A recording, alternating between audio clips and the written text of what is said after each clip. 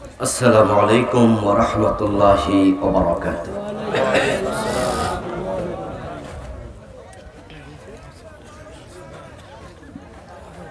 الحمد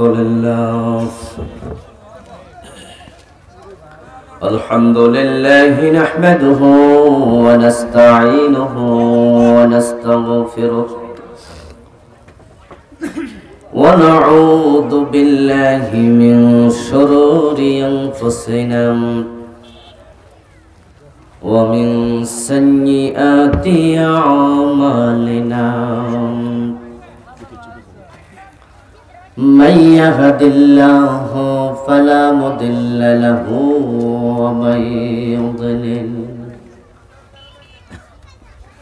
ومن يضلل فلن تجد له وليا مرشدا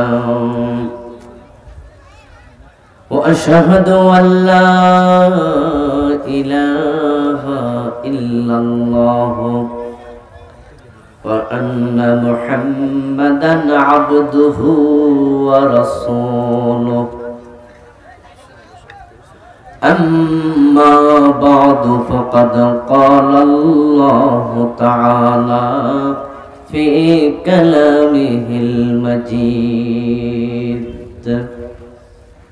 شكرا مشت فرون أعوذ بالله من الشيطان الرجيم بسم الله الرحمن الرحيم يا أيها الذين آمنوا إن من أزواجكم وأولادكم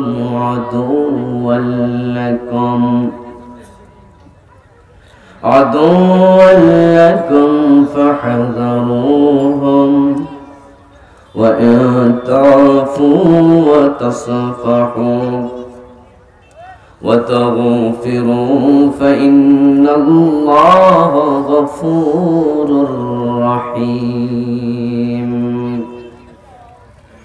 إنما أموالكم وأولادكم فتنة والله عنده أجر عظيم. قال النبي صلى الله عليه وسلم كل مولود يولد على الفطرة فأبواه يهودانه أو ينصرانه أو يمجسانه أو كما قال النبي عليه الصلاة والسلام. সকলে মেহেরবানি করে দরুদ ইব্রাহিম পড়ুন। আল্লাহুম্মা সাল্লি আলা মুহাম্মাদিন ওয়া আলা আলি মুহাম্মাদ কামা সাল্লাইতা আলা ইব্রাহিম ওয়া আলা আলি ইব্রাহিম ইন্নাকা হামিদুম মাজিদ। আল্লাহুম্মা বারিক আলা মুহাম্মাদিন ওয়া আলা আলি মুহাম্মাদ كما باركت على إبراهيم وعلى آل إبراهيم إنك حميد مجيد. اللهم صل وسلم وبارك عليه. গাধোয়ের উত্তরপাড়া নতুন জামে মসজিদ কমিটি কর্তৃক আয়োজিত আজকের এই চমৎকার নবম বার্ষিক তাফসীরুল কুরআন মাহফিলের মুআজ্জাজ মুকাররম সম্মানীয় সভাপতি চৈতার ভিটা শাহী জামে মসজিদের সম্মানীয় খতিব বিশিষ্ট আলেম দ্বীন মুহতারাম মাওলানা আবুল কাশেম সাহেব, আমি শুনতে পেয়েছি উনি অসুস্থ। আল্লাহ তাআলার কাছে দোয়া করছি আল্লাহ তাকে তাড়াতাড়ি সুস্থ করে দিন। সম্মানীয় প্রধান অতিথি নিউজিল্যান্ড প্রবাসী মুহতারাম জনাব আব্দুর রহমান খোকন সাহেব, আল্লাহ তাআলা তার জান এবং মালে বারাকা দান করুন। উদ্বোধক কটিয়াদি সরকারি উচ্চ বিদ্যালয়ের সম্মানীয় প্রধান শিক্ষক বিশিষ্ট শিক্ষাবিদ মহতারাম জনাব বদিউল আলম মাহফুজ সাহেব, মহতারাম মোহাম্মদ আলী হোসেন সাহেব সহ আল্লাহ তাআলা অন্যান্য সম্মানীয় অতিথিদেরকে দ্বীনের জন্য কবুল করুন। আজকের মাহফিলে আমার পূর্বে কোরআন এবং হাদিস থেকে চমৎকারভাবে কথা বলেছেন বিশিষ্ট ইসলামী চিন্তাবিদ মুফাসসিরে কোরআন মহতারাম মাওলানা মুফতি কামাল উদ্দিন জফরপুরি সাহেব, মহতারাম মাওলানা আব্দুস সালাম সাহেব, মহতারাম মাওলানা নুরুল ইসলাম সাহেব, মহতারাম মাওলানা কামরুল ইসলাম সাহেব সহ অন্যান্য সম্মানীয় আলোচক বৃন্দ, মহতারাম ফজল মিয়া, মহতারাম আব্দুল মান্নান, রফিকুল ইসলাম সোহেল সাহেব সহ অন্যান্য সম্মানীয় আয়োজক ব্যক্তিবর্গ, মহতারাম উলামায়ে কেরাম, ইসলাম প্রিয় তৌহিদি জনতা, পর্দার অন্তরালের সতী সাধু বিবাহ করেন, আপনারা কেমন আছেন? আলহামদুলিল্লাহ, মাশাআল্লাহ, আলহামদুলিল্লাহ, আমরা ভালো আছি। আল্লাহ তাআলা আমাদের সকলকে ভালো রাখুন, সুস্থ রাখুন, ঈমানের সাথে রাখুন, বলুন আমিন। আমিন। যারা দু চারজন দাঁড়িয়ে আছেন বসে যান, বসলে পরিবেশটা সুন্দর হবে। মাহফিল কমিটির যারা স্বেচ্ছাসেবক আছেন আপনারা অন্যদেরকে বসতে সহযোগিতা করুন। হ্যাঁ, প্যান্ডেলটা যদি ভরপুর হয়ে যায় দেখতে ভালো লাগবে। ইনশাআল্লাহ লোকজন আসতেছে, ভরে যাবে অচিরেই ইনশাআল্লাহ। দাঁড়িয়ে থাকলে পরিবেশের সৌন্দর্যের সাথে সাংঘর্ষিক হয়, অসুন্দর লাগে। যারা রাস্তায় বসছেন তারা ভিতরে চলে আসেন, রাস্তায় দাঁড়িয়ে আছেন তারাও ভিতরে চলে আসেন। আল্লাহ তাআলার পবিত্র জাতের লাখো কোটি শুকরিয়া জ্ঞাপন করছি যে মহান মনিব অত্যন্ত মেহেরবানি করে এই ভর দুপুর বেলায় আমাদের সকলকে কোরআনের আহ্বানে সাড়া দিয়ে কোরআনের এই মাহফিলে হাজির হওয়ার তৌফিক দিলেন, যিনি করোনার এই বিপর্যস্ততার মাঝেও আমাদেরকে সুস্থ রাখলেন, কোরআনের কথা বলার মতো শোনার মতো মন মানসিকতা দিলেন। এই সব নেয়ামতের মালিক কে? আল্লাহ। এজন্য আমরা আলোচনার শুরুতে মন প্রাণ উজাড় করে অন্তরের সবটুকুন শ্রদ্ধা এবং ভালোবাসা দিয়ে আমাদের মনিব আল্লাহ তাআলাকে শুকরিয়া জানাই, কৃতজ্ঞতা জানাই। সবাই মিলে জোরে জোরে একবার কালিমাতুশ শুকর করি আলহামদুলিল্লাহ। দুরূদ ও সালাম বিশ্ব নবী সাইয়্যিদুল মুরসালিন ইমামুনা কুদওয়াতুনা হাবিবুনা উসওয়াতুনা সানাদুনা তাবিবুনা তাবিবু কুলুবিনা মুহাম্মাদুর রাসূলুল্লাহ সাল্লাল্লাহু আলাইহি ওয়াসাল্লামের উপর সাহাবায়ে কেরাম ও শুহাদায়ে জামের আলা ইল্লিয়িন আল্লাহ তাআলার কাছে কামনা করছি, বলুন আমিন। আমিন। সম্মানিত ভাইরা,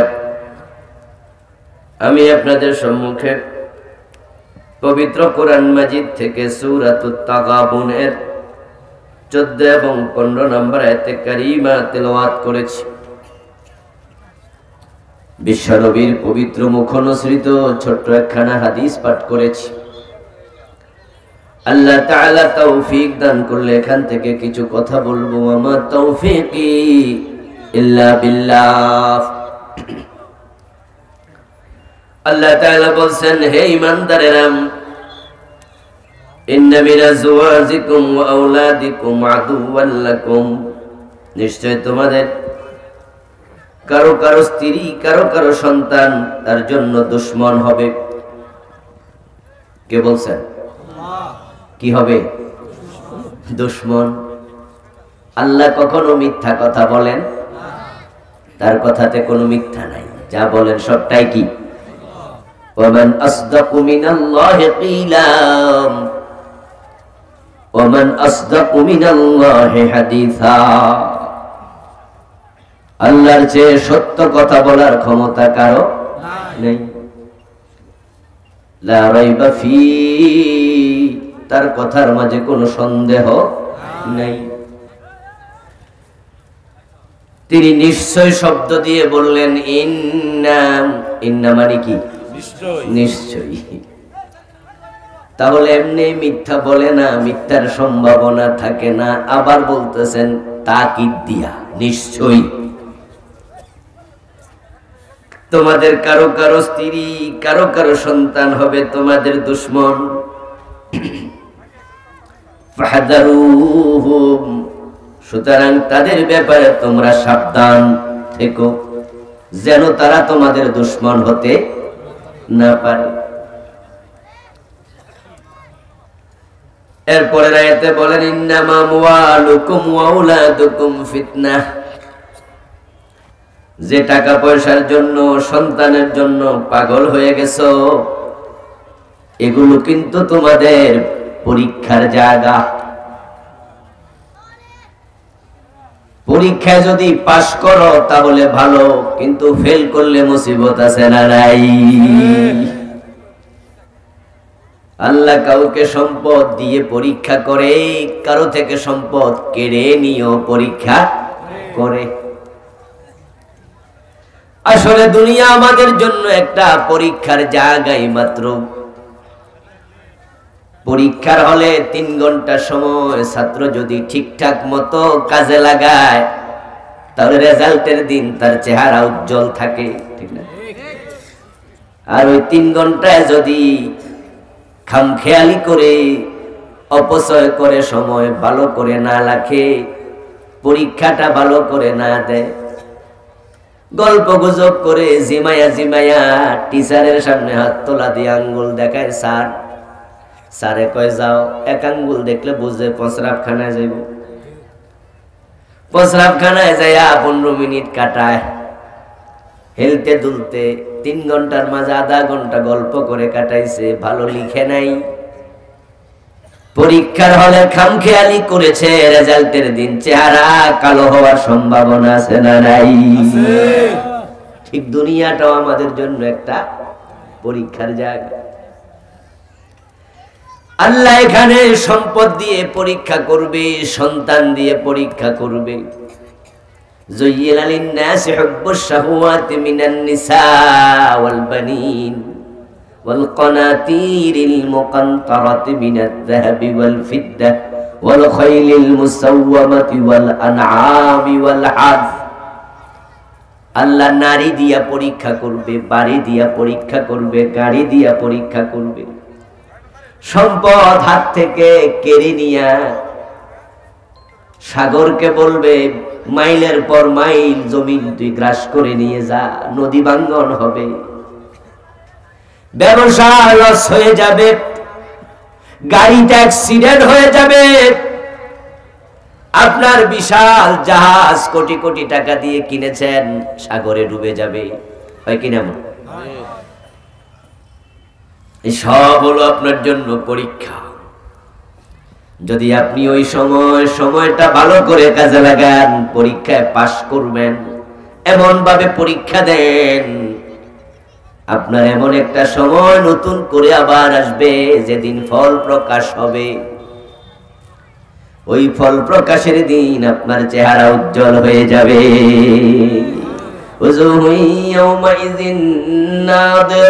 সুবহানাল্লাহ পড়েন।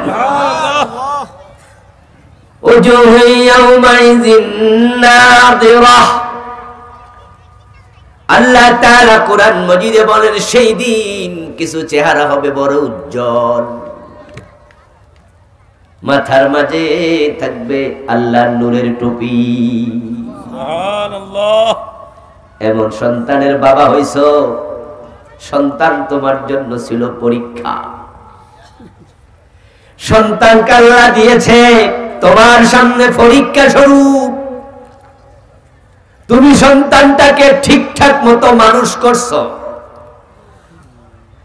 ওই সন্তানের কারণে বাবার মাথার মাঝে নূরের তাজ আসবে, এমন হাদিস আছে না নাই? এর মানে পরীক্ষায় পাস।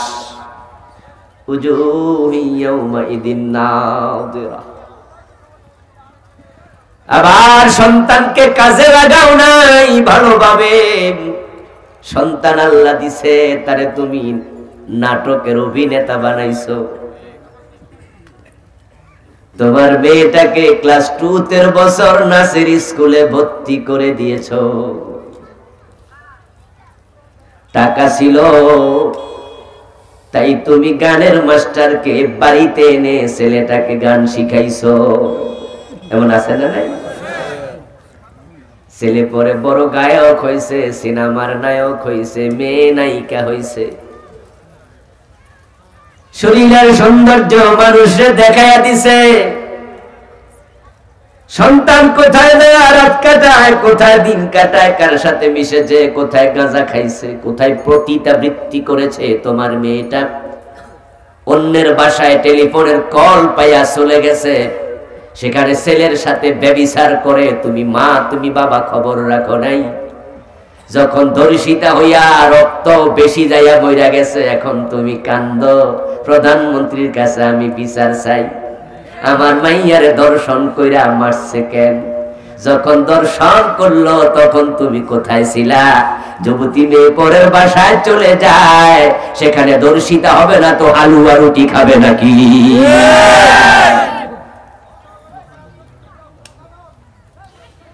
এখন দিহানের শুধু দোষ, ছেলের দোষ। ছেলের ফাঁসি দাও, ছেলের জেল দাও। ছেলে আমার মাইয়াটারে মাইরা লাইছে।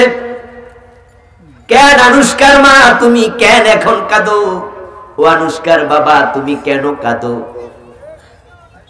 ওই দিহান নামে ছেলেটা তোমার বাসায় আইয়া যদি তোমার মেয়েরে দর্শন করত, তাহলে আমরা বুঝতাম ছেলের দোষ বেশি, মেয়েটা নির্দোষ।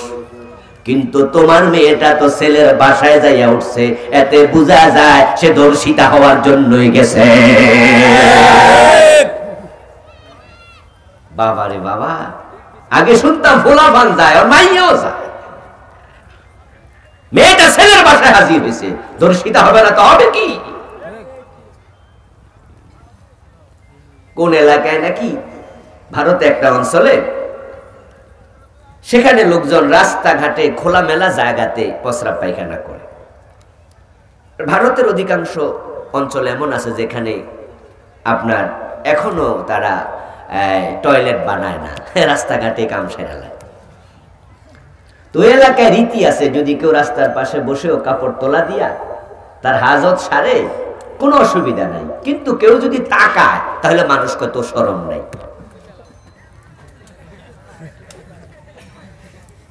কথা কি বুঝলেন? যে রাস্তার পাশে খাড়াইয়া বইয়া কাম সারতাছে কাপড় তোলা দিয়া, কোনো অসুবিধা নেই।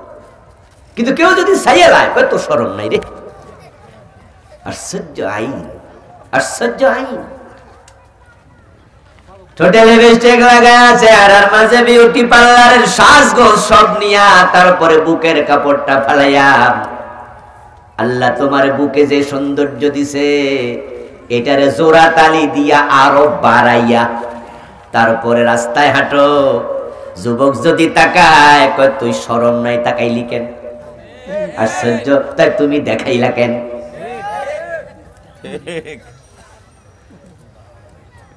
আমার বন্ধু ঠিক আছে, আমরা তাকাবো না, আল্লাহ তাকাইতে মানা করছে। কিন্তু সাথে সাথে আবার যার সম্পদ আছে, সৌন্দর্য আছে, তাকে ঢেকে রাখার কথাও কোরআনে আছে না নাই? আল্লাহ তোমারও কইছে ঢাইকা রাখতে। মেয়েটাকে এমন বানাইছো যে আরেকজনে মোবাইল করছে, আমার বাসা ফাঁকা আছে, আমার বাসায় দৌড় মাইরা চইলায়। ওই মেয়েটা 18-17 বছরের যুবতী নারী পরের বাসায় যাইয়া হাজির।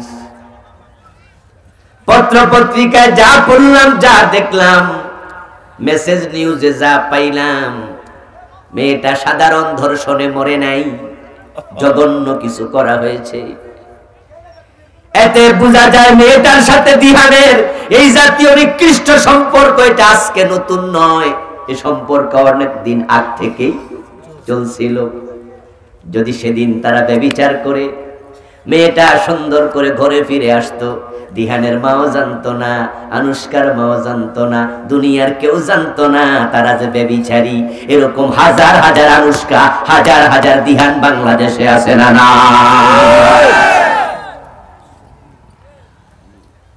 তারা কারা? তারা আপনার আমার সন্তানের মতোই। তারা আসমান থেকে হুট করে এসেই জমিনে বড় হয়ে যায়নি। তারাও মায়ের পেট থেকে আসছে, বাবার ঔরস থেকে এসেছে। যারা দর্শনকারী হয়, মদপানকারী হয়, ডাকাত হয়, চোর হয়, তারা কেউ দুনিয়ায় চোর, ডাকাত, মদপানকারী, দর্শনকারী হিসাবে আসে নাই। তারা ছোট্ট ছিল। তারা খারাপ হওয়ার পিছনে তাদের মা বাবার দায়ভার আছে না নাই? তোমার সন্তান, তোমার সম্পদ তোমার জন্য পরীক্ষা। হাসরের মাঠে মাথায় নূরের তাজ সন্তানের উসিলা আল্লাহ দেবে। কত বাবা সৌভাগ্যবান বাবা। আবুল কালাম আজাদের ওয়াজ শোনার জন্য বন্ধু তোমরা দৌড়ে আসছো। এই আবুল কালাম আজাদ নিজে নিজে কামেল পাশ করে মাওলানা হয় নাই। ওর বাবা ওরে ছোট কালে মাদ্রাসায় পাঠাইছে। লেখাপড়া করছে কিনা খবর নিছে। ঠিকঠাক না চললে ধমক মারছে, সোজা রাস্তায় চলতে বাধ্য করছে। ওই বাবা আশা করছে আমার ছেলে যদি মানুষ হয়, বড় আলেম হয়, আল্লাহর ওসিলা নূরের তাজ আমার মাথায় দেবে।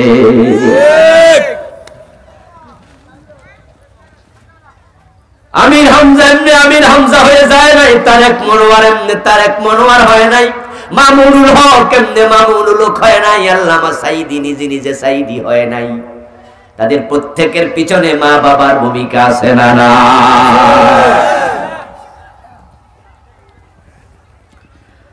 আমল করলাম আমি, কোরআন পড়লাম আমি, নূরের তাজ আমার বাবা কেন পাবে? قال النبي صلى الله عليه وسلم من قرأ القرآن وعمل بما فيه يلبس والداه يوم القيامة تاجا زوءه أحسن من زوء الشمس أو كما قال النبي عليه الصلاة والسلام। বিশ্বনবীর বক্তব্য, যে কোরআন পড়বে, যে কোরআন আমল করবে, কোরআনের আলেম হবে, কোরআনের আমলকারী হবে, ওই ব্যক্তির পিতার মাথায় নূরের তাজ। আশ্চর্য, আমল করলো কে, টুপি পাইলো কে?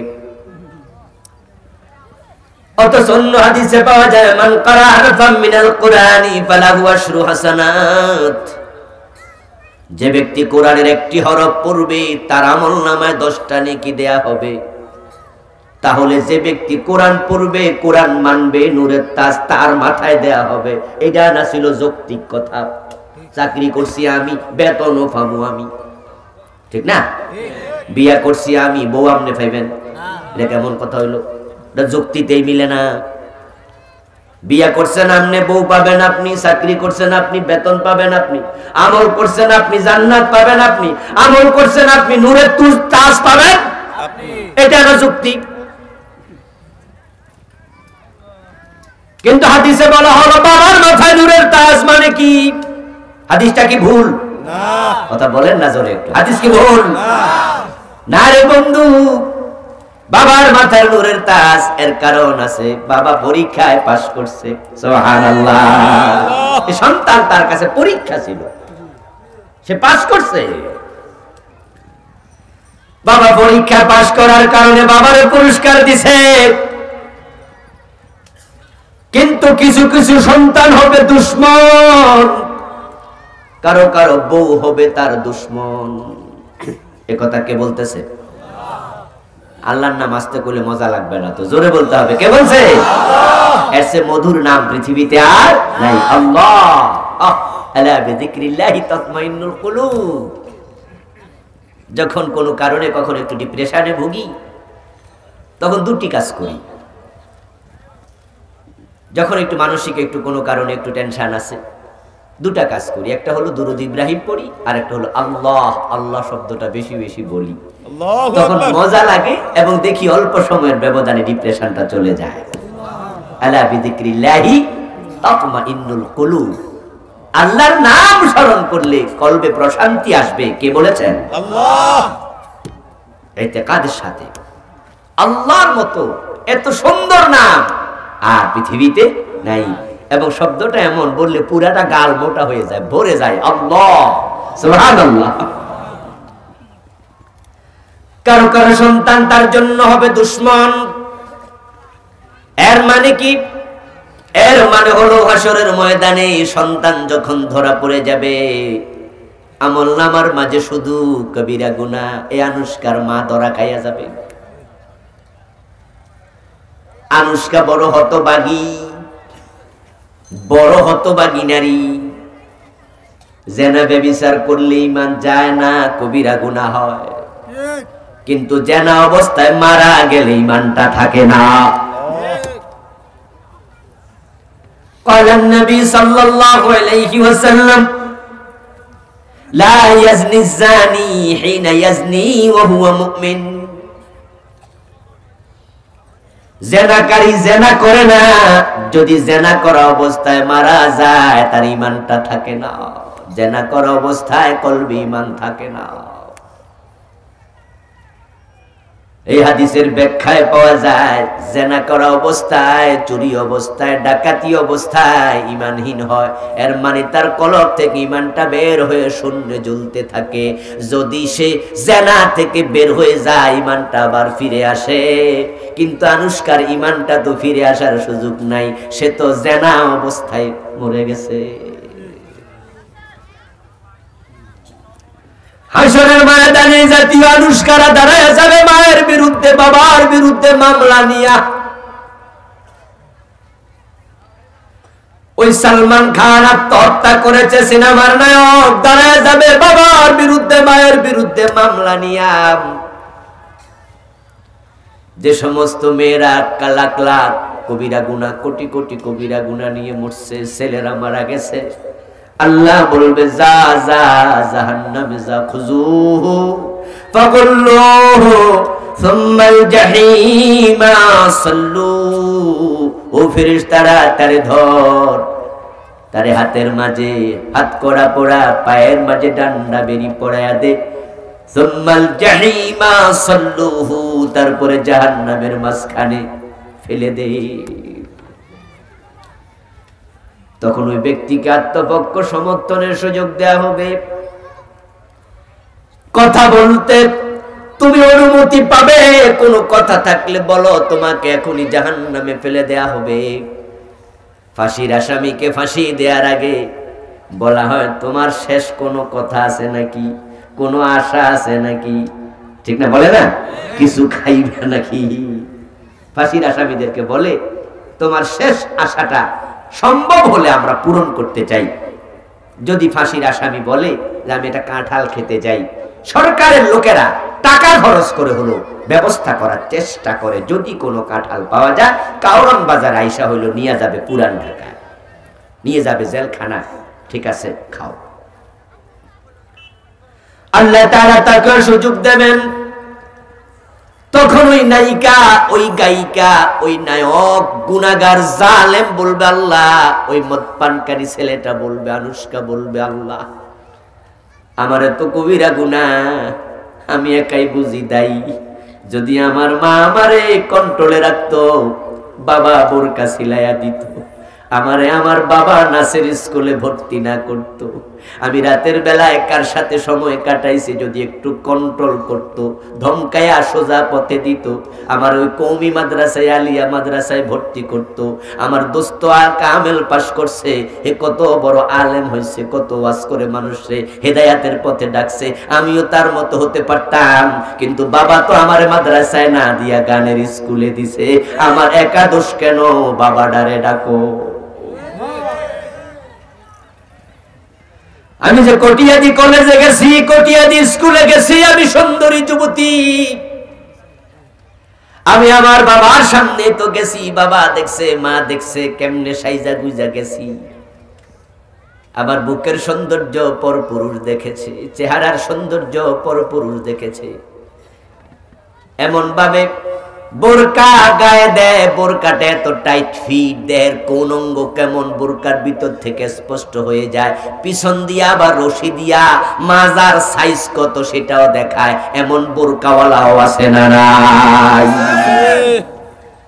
পাশে মহিলাদের প্যান্ডেল আছে, মা বোনেরা শোনো, আওয়াজ আমল করার নিয়তে শোনো। তোমাকে বোরকা পরতে কেন বলা হয়েছে? তোমার দেহের সৌন্দর্য যেন পরপুরুষ না দেখে। তোমার চেহারা কত সুন্দর, ঠোঁট কত সুন্দর, নাক কত সুন্দর, পরপুরুষ দেখবে না, চেহারাটা ঢেকে ফেলো। তোমার বুক আল্লাহ বড় সুন্দর করে বানাইছে, সৌন্দর্য আল্লাহ পুরুষকে দেয় নাই, নারীকে দিছে। তোমার বুকের সৌন্দর্য পরপুরুষ কেন দেখবে? তোমার মাজাটাকে আল্লাহ তাআলা পুরুষের তুলনায় সুন্দর করে বানাইছে। তুমি এটা ঢেকে রাখবে, বুক ঢেকে রাখবে, মাথা ঢেকে রাখবে, কিন্তু তুমি বোরকা গায়ে দিয়া পিছন দিয়া আবার রশি টানে, টানে না? পিছন দিয়া বোরকা রশি টানে বাঁধে, সেলোয়ারও বাঁধে। কি সেলোয়ার না কামিজ? কামিজ, কামিজে বাঁধে।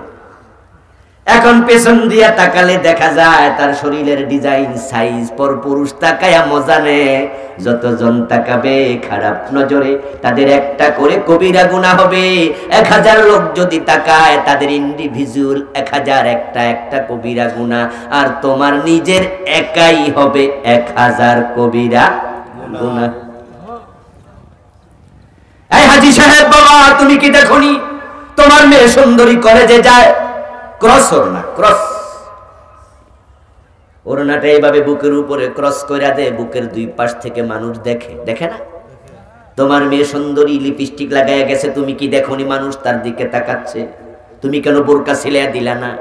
মেয়ে বলবা, আল্লাহ আমার বাবা বোরকা সিলাইয়া যদি দিত এত কবিরা গুনাহ আমল নামায় আমার আসতো না। আমার নাচ না শিখালে, গান না শিখালে আমি নায়িকা হতাম না। কত নির্লজ্জ বেহায়া বাবা, তার মেয়ে সিনেমায় অভিনয় করে। আচ্ছা, সিনেমায় যে অভিনয় করে মেয়েগুলার কি বাপ নাই? মা নাই? আত্মীয় বড় ভাই নাই? তো বাবার সামনে যে তার মাইয়ারে আরেক নায়কে কোলে লইয়া নাচে, এটা কি বাবা? হতভাগা নির্লজ্জ বেহায়া বাবা। হাসরের ময়দানে মেয়েটা বলবে, বাবারে ডাকো। আমি আরো আশ্চর্য হই যখন স্বামী বিয়ে করার পরে বউ অভিনয় করে। এমন স্বামী আছে, বউরে কয় সালাইয়া যাও। আস্তাগফিরুল্লাহ। এই যে মৌসুমী নামে একটা আছে, এটার বাচ্চাও নাকি বয়স হয়ে গেছে 25 বছর। এইভাবে আরো যে নায়িকারি আছে অধিকাংশ গুলা বিয়া হইয়া গেছে। আমি বুঝি না রুচিটা কোথায় গেছে। আমার বন্ধু ওই জাল্লা বলছে, তোমাদের কারো কারো স্ত্রী দুশ্মন হবে, কারণ স্বামী হওয়ার পরে বউরে নায়িকা কয় ঠিক আছে চালাও অভিনয়। এখন সেই দেখে তার নিজের বউ আরেক বেড়া কোলে লইয়া নাচতাছে, ডলাডলি গাইতাছে, কান্তাছে, জড়াইয়া ধরতাছে, হে আবার হাততালি দিয়া কয় দারুণ হইছে। আস্তাগফিরুল্লাহ। আমি বুঝি না রুচিটা কোথায় গেছে। আপনারা এখানে যারা বিবাহিত তারা বলুন তো, আপনার বউয়ের সাথে যদি পাশের দোকানদার মুস্কি মুস্কি হাসা হাসা কথা কয়, আমনের বউ দূরে দাঁড়াইয়া দাঁড়াইয়া মুস্কি মুস্কি কথা কয় হাসি দিয়া, আপনি দেখকালান, মজা লাগবে? দুই একজন চুপ করে আছে, এরার মনে কিছু কিছু লাগবে নাকি? কথা বলুন, মজা লাগবে? খারাপ লাগবে না কষ্ট লাগবে? ভালো লাগবে? খারাপ লাগবে। কেমন খারাপ? খুব খারাপ লাগবে। কি রে আমার বউর সাথে ওই সাধু কান্দার কি এর কথা কয়, আবার হাসাহাসিও করে, খারাপ লাগবে কিনা? যদি আপনার স্ত্রীর সাথে পরপুরুষ একটু হাসি দিয়া কথা কইলে আপনার পার্সোনালিটিতে লাগে, ইগুতে লাগে, আপনার খারাপ লাগে। আর ওই বেডার বউ আরেক বেডা কোলে লইয়া নাচে, হে কয় দারুণ হইছে। আচ্ছা, এটা কি স্বামী না আসামি? এগুলো এত পচা, এত পচা, এত পচা রুচি। আমি বুঝি না এগুলো মানুষ না গরু ছাগল। আমার মনে হচ্ছে আরো খারাপ, বালহুম আবাল। ওই বউটা বলবে, আল্লাহ আমার স্বামীরে ডাকো। আমার স্বামী যদি বিয়ের সাথে সাথে আমাকে অর্ডার করতো, এখন থেকে আর অভিনয় চলবে না। আমি ফজরের টাইমে ঘুমিয়েছিলাম, আমার স্বামী মসজিদে গেছে, নামাজ পড়ছে, ফজরের নামাজ কাজা করে নাই, কিন্তু আমি পড়ি নাই। স্বামী চাইলে আমারে কানে টান দিয়া উঠাইতে পারতো, গায়ে ওঠো নামাজ পড়ো। পানি ছিটিয়ে দেবে চেহারার মাঝে, অজুর পানি। অজু করে বের হয়েছে ওয়াশরুম থেকে, অজুখানা থেকে, বউটা শুয়ে আছে। বউর কাছে এসে দাড়ি থেকে এভাবে হাত দিয়া পানি নিয়ে বউর চেহারায় ছিটাইয়া দিবা, সুন্দর করে তার মাথার মাঝে হাত বুলাইয়া দিবা, হাতে ধরে টান মারবা, ওঠো ওঠো নামাজ পড়ো, আমি মসজিদে যাচ্ছি। মসজিদ থেকে ফিরে এসে যদি দেখো এখনো শুয়ে আছে, কম্বল টেনে পালাইয়া দিবা, জোর করে তুলে নামাজ পড়াইবা, বেনামাজি হতে দেবা না। তুমি পরীক্ষায় পাস, তোমার বউ একটা পরীক্ষা ছিল, পাস করে ফেলেছো, কিন্তু বউটা বেনামাজি, ছেলেটা বেনামাজি, মেয়েটা বেনামাজি। হাসরের দিন বলবো আল্লাহ আমার স্বামীরে ডাকো, আমার স্বামী তো আমারে লইয়া বাজারে গেছে, মোটরসাইকেলের পিছনে বসায়া আমি সেজে গুজে বের হয়েছি, কত পুরুষ তাকাইছে। আমার স্বামী বাধা দিলে আমি এত কবিরা গুনাহগার হতাম না। আল্লাহ এবার বলবে, ওকে স্বামী কই রে, তুই এখানে আয়, এখন তুই আর স্বামী না, তুই হয়ে গেছস আসামি। কাম হে আয় এখানে, তার না। স্বামীকে স্ত্রীর সামনে দাঁড় করানো হবে, সন্তানের সামনে বাবাকে দাঁড় করানো হবে। এবার সন্তান এবং স্ত্রী কি বলবে কোরআন থেকে শুনুন, তারা বলবে نجعلهما تحت أقدامنا ليكونا من الأسفلين। হে আল্লাহ, জাহান্নামে তো আমরা যেতেই হবে যে অপরাধ করেছি, তবে আমার বাবারে আমি পায়ের তলায় রাখতে চাই। নাউজুবিল্লাহ বলবেন না? নাউজুবিল্লাহ। কোথায় রাখতে চায়? পায়ের তলায়। নাজআলহুমা তাহতা আকদামিনা, পায়ের নিচে রাখতে চাই। আমার স্বামীকে ডাকো, আমার স্বামীকে পায়ের তলায় রাখতে চাই। লিয়াকুনা মিনাল আসফালিন, আজকে তারা পদদলিত হোক।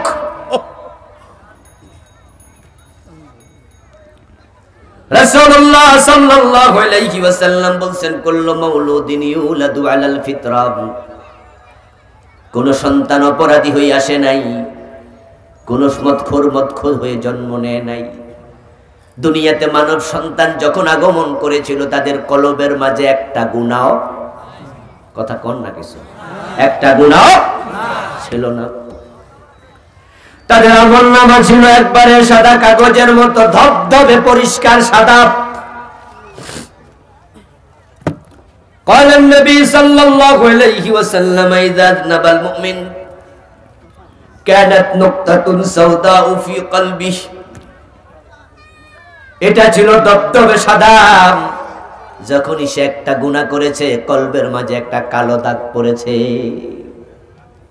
সে কিন্তু কালো দাগ নিয়ে আসে নাই, কোন হিন্দু হয়ে জন্ম নেয় নাই, কোন বৌদ্ধ হয়ে আসে নাই, কোন খ্রিস্টান হয়ে আসে নাই। ফাবুয়াহু ইউহাব্বিদানিহি, তার মা বাবা তার ইহুদি বানাইছে, আও ইউনাসসিরানিহি, নাসারা বানাইছে, আও ইউমাজ্জিসানিহি, তাকে অগ্নি পূজক মূর্তি পূজক বানাইছে। সে যখন জন্ম নিয়েছিল তখন সে ফিতরতের উপরে এসেছিল। কুল্লু মাউলুদিন ইউলাদু আলাল ফিতরা, এই ফিতরতের ব্যাখ্যা কয়েকটা আছে।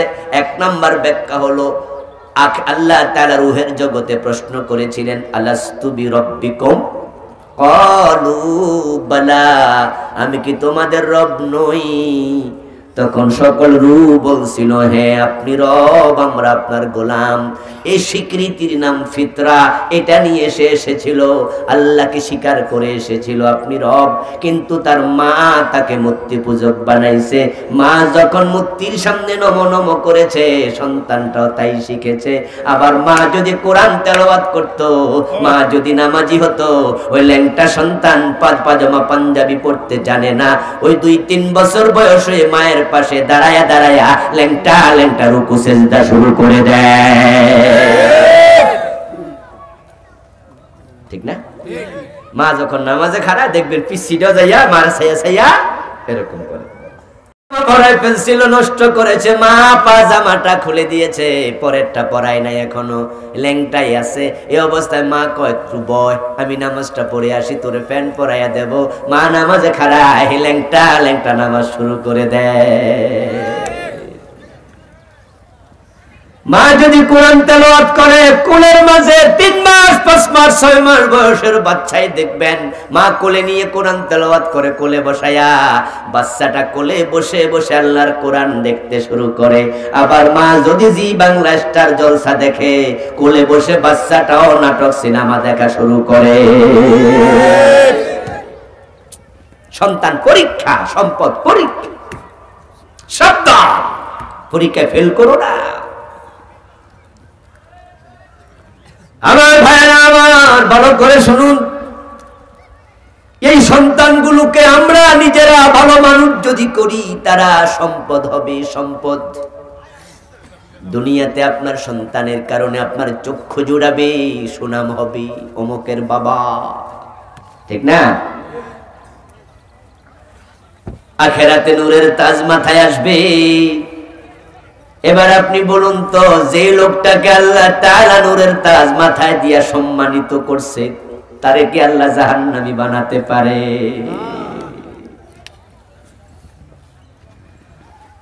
আসলে আখেরাতে মুক্তির জন্য বড় প্রয়োজন আপনার ভালো একটা মন, ভালো একটা হৃদয়, ভালো চিন্তার মানুষ হন। আল্লাহরে ইবাদত দিয়া খুশি করে জান্নাত পাওয়া বড় কঠিন। কারণ তার ইবাদত করার মাখলুকাত অভাব নাই। তাকে সেজদা করতেছে আল্লাহর এমন ফেরেশতা যারা জন্মের পরে, সৃষ্টির পরে সেজদায় গেছে, কিয়ামত পর্যন্ত মাথা তুলবে না। আপনি কয় লম্বা ইবাদত করবেন, কয়টা তাসবিহ করবেন, কতটুকু লম্বা? আমার ভাইরা, আল্লাহ জিকির করতেছে, ফেরেশতারা এমন তাসবিহ পড়ে, কেউ দাঁড়ায়া, কেউ রুকুতে, কেউ সিজদায়, কেউ বসে। আল্লাহ বলছে, কুমু ওয়াসাব্বিহু হাত্তা আমুরাকুম মাররাতান উখরা। ও ফেরেশতারা, তোমরা দাঁড়ায়া দাঁড়ায়া তাসবিহ পড়ো, আমি দ্বিতীয় অর্ডার না করলে পা নাড়াইও না। ওই ফেরেশতাগুলো এক দাঁড়ানোতে কিয়ামত হবে, জিকির বন্ধ করবে না। আপনি কয়দিন জিকির করবেন, কয়বার করবেন? আল্লাহকে আপনি খুশি করেন টেকনিক কইরা, বুদ্ধি কাজে লাগায়া। কেমনে খুশি করা যায়? মা বাবার খেদমত করলে আল্লাহ তাড়াতাড়ি খুশি হয়। সন্তান দিনের আলেম বানাবেন, দিনের কাজে লাগাবেন, সম্পদ কাজে লাগায়া মরে যান। কবরে শুয়ে শুয়ে সওয়াব পাওয়া যায়, অটোমেটিক আপনার অ্যাকাউন্টে যোগ হবে, এমন কিছু সিস্টেম ইসলামে আছে না নাই? ইদা মাতাল ইনসান ইনকাতা আনহু আমালু, মানুষ মরে যাবে, আমল নামা ক্লোজ হয়ে যাবে।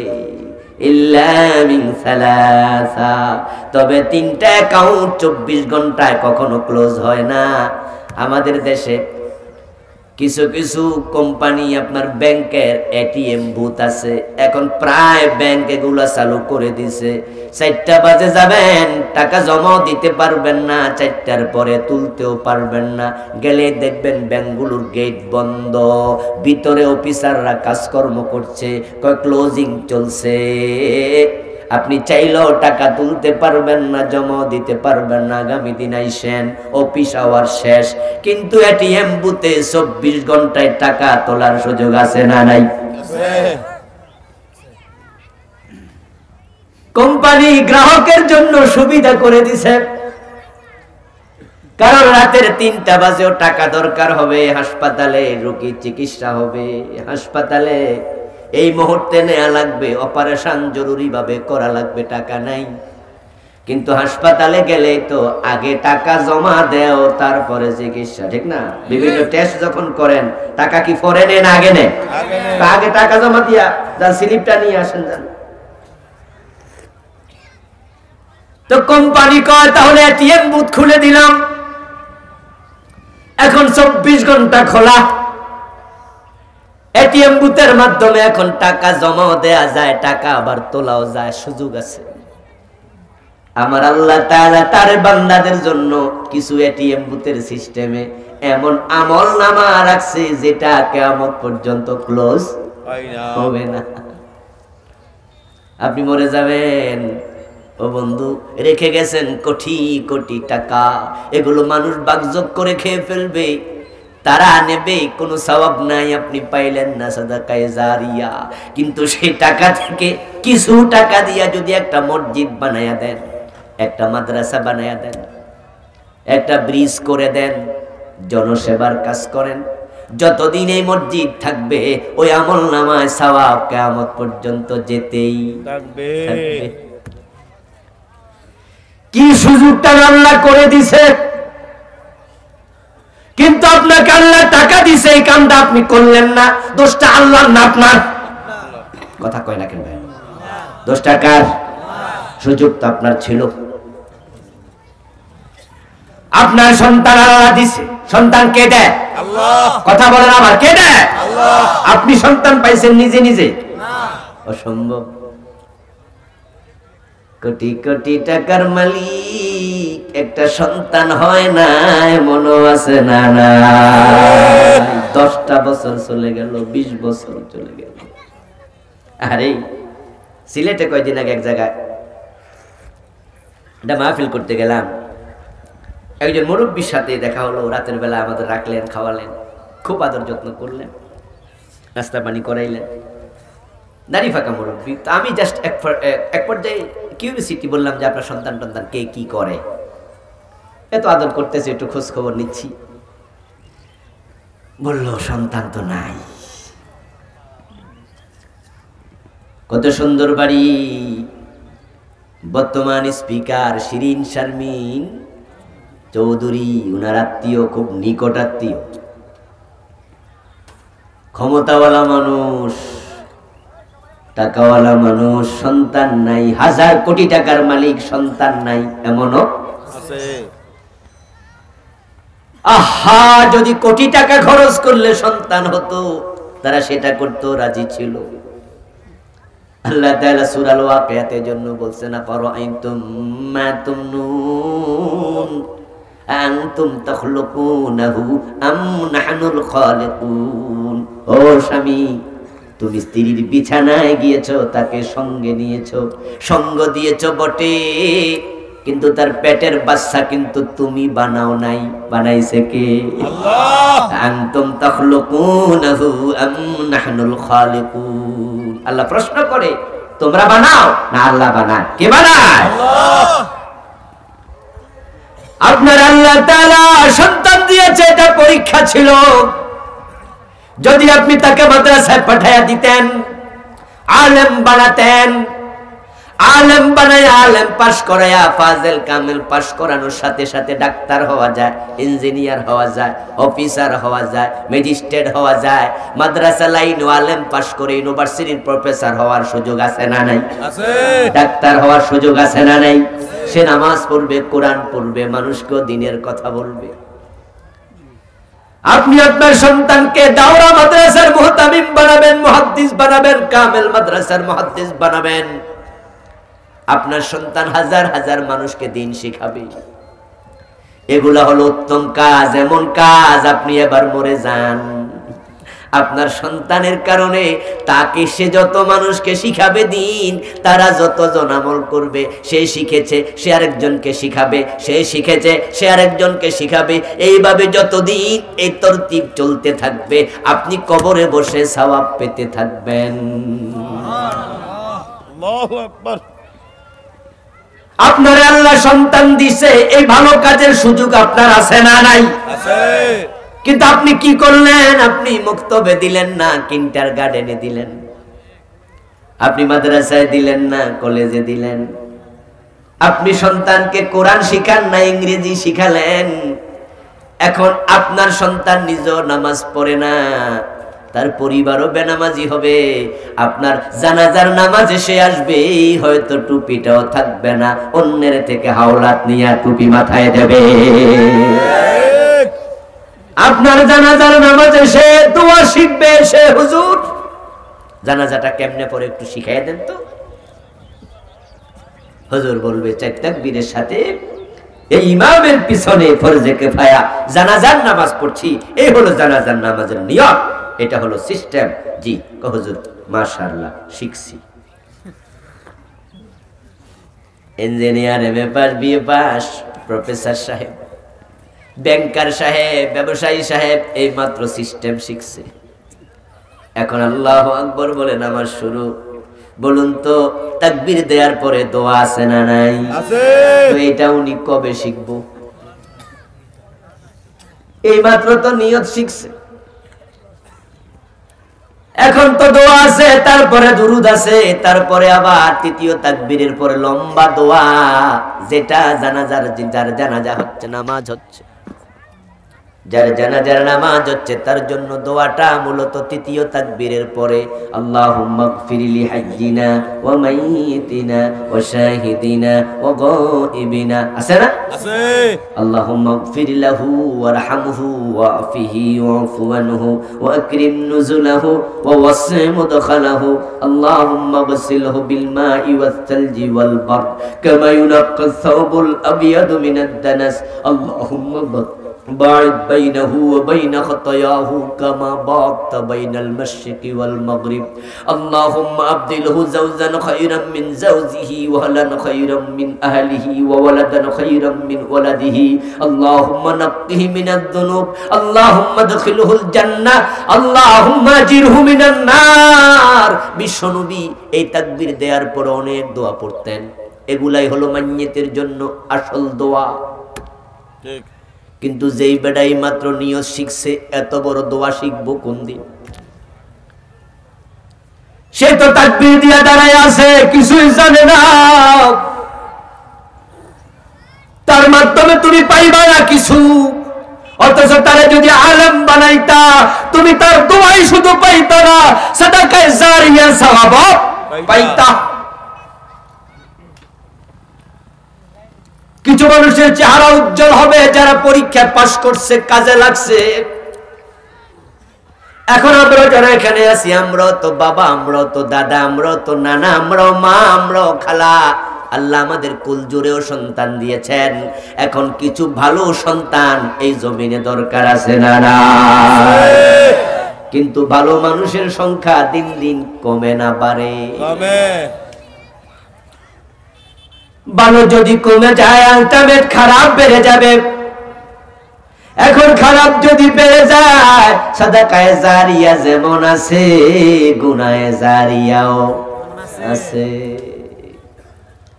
আমাদের দেশে আমরা সাদাকায়ে জারিয়ার আওয়াজ একটু বেশি শুনছি, গুনাহে জারিয়া যে আছে এটা আমরা অনেকে জানিও না। অথচ হাদিস আছে, মান সান্না ফিদ্দিন সুন্নাতান সাইয়্যাতান ফালাহু বিজরুহা ওয়া বিজরু মান আমিলা বিহা। মসজিদ বানায়া মরে যাও, সওয়াব যেতে থাকবে কিয়ামত পর্যন্ত। যতদিন মসজিদ থাকবে ততদিন পর্যন্ত। যদি সিনেমা হল বানায়া যাও, গুনাহ বুঝি যাইও না। মসজিদ রেখে যাও, সওয়াব পাইবা। সিনেমা হল বানায়া যাও, গুনাহ পাইবা। কাউকে ভালো এলেম শিখাইয়া গেছো, সওয়াব পাইবা। ছেলে ভালো হলে মাথা নূরের তাজ হবে, পুরস্কার। ছেলে যদি খারাপ হয়, তোমার ছেলে গাঁজাখোর হয়েছে, মদখোর হয়েছে, তোমার ছেলে টেন্ডারবাজ হয়েছে, তোমার ছেলে অন্য মেয়েদেরকে ডিস্টার্ব করে ইফতেজার হয়েছে, তোমার ছেলে মানুষের জমি দখল করে সিটার হয়েছে, আছে না? মাস্তান আছে না? গর্দান মোটা। বাবা আবার মাঝে মাঝে খুশিও হয়, আমার ছেলের মানুষ ডরায়। আবার প্রয়োজনে কটিয়াদি বাজারে পরিচয় দেবে, এই আমারে চিনস,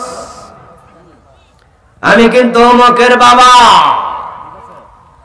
ছেলে পিস্তলবাজ, ছেলে মাস্তান, ছেলে টেন্ডারবাজ হয়েছে, গাঁজাখোর হয়েছে, কত লম্বা লম্বা চুল, হাতের মাঝে বালা আছে, কানও আবার ছিদ্র আছে, কানে জিনিসও দিছে। এমন কিছু ছেলে আছে না নাই? ওগুলোর বুঝি বাবা নাই? বাবারা সব দেখে। তুমি মরে যাও, ছেলে যত আকাম করবে তোমার অ্যাকাউন্টে সেটাও জমা হতে থাকবে। এই জন্য ছেলেদের দুশ্মন বানানো যাবে না, বউকে দুশ্মন বানানো যাবে না। ফাহজারুহুম, তাদের ব্যাপারে সতর্ক হতে বলছেন কে? আল্লাহ। ভালো সন্তান কে না চায়? আসলে এই কথা বলো না, আওয়াজ কানে আসছে। কথা বলবা না, প্রজেক্টটা চালু করো। ভালো সন্তান কেনা চায়, প্রত্যেকটা বাবাই চায় সন্তান ভালো হোক, কিন্তু ভালো যে হয় না, ভালো যে দিন দিন কমতেছে, খারাপ বেড়ে যাচ্ছে, এর কিছু কারণ আছে না নাই? সবকিছু আল্লাহর দোষ দিয়া বাঁচা যাইব? যে তাকদীর খারাপ, হ্যাঁ তাকদীর খারাপ, তাকদীরওয়ালার দোষ দিলা? এগুলো আমাদের নিমক হারামি। যখন A+ পায়, গোল্ডেন A+ পায়, তখন জিজ্ঞাসা করে বাবা এত সুন্দর রেজাল্ট কেমনে হইলো? তখন আমি 8 ঘন্টা লেখাপড়া করছি, 6 ঘন্টা করছি, হাতের লেখা সুন্দর ছিল, এই কাম ও কাম। ও পরের বছর রেজাল্ট খারাপ, তাকদীর খারাপ। তো আগের বছর যে রেজাল্ট ভালো, তাকদীর ভালো, এটা কেন কইলা না? তখন ক্রেডিট নিছো নিজে, আর আজকে খারাপ হওয়ার পরে দোষ দাও আল্লাহর তাকদীরওয়ালারে। খারাপ সন্তান বেড়ে যাচ্ছে কেন? এর কারণ হলো কামা তাদিনু তুদান। দুনিয়ার নিয়ম হলো যেমন কর্ম তেমন ফল।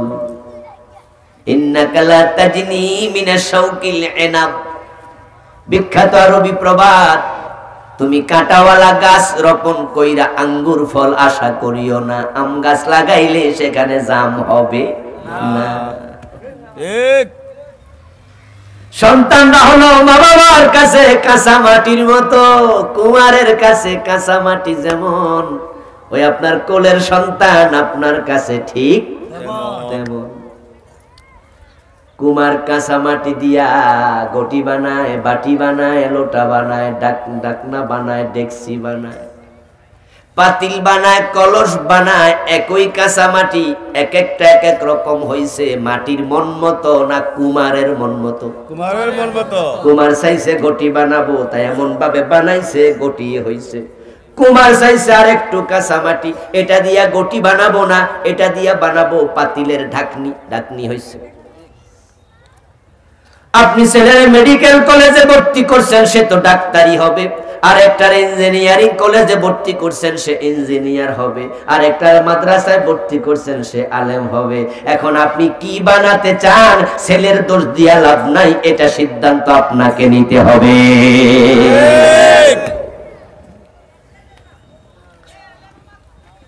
ভালো যে হয় না, দোষ আপনার, দোষ আপনার। ব্যতিক্রম আছে কিছু, হুজুর চেষ্টা করছি, হেফসখানায় পড়াইছি, মাদ্রাসায় পড়াইছি, পারি নাই, পোলাটা যায় না, বাইরে এলেও যায় না, এমন 2-1টা অভিযোগও আছে। এটা ব্যতিক্রম, আল্লাহ আপনারে ধরবে না। যেমন কেনান কাফের, এই জন্য নূহ নবীরে আল্লাহ ধরবে না। ঠিক ঠিক। কারণ নূহ নবী কি চেষ্টা করে নাই?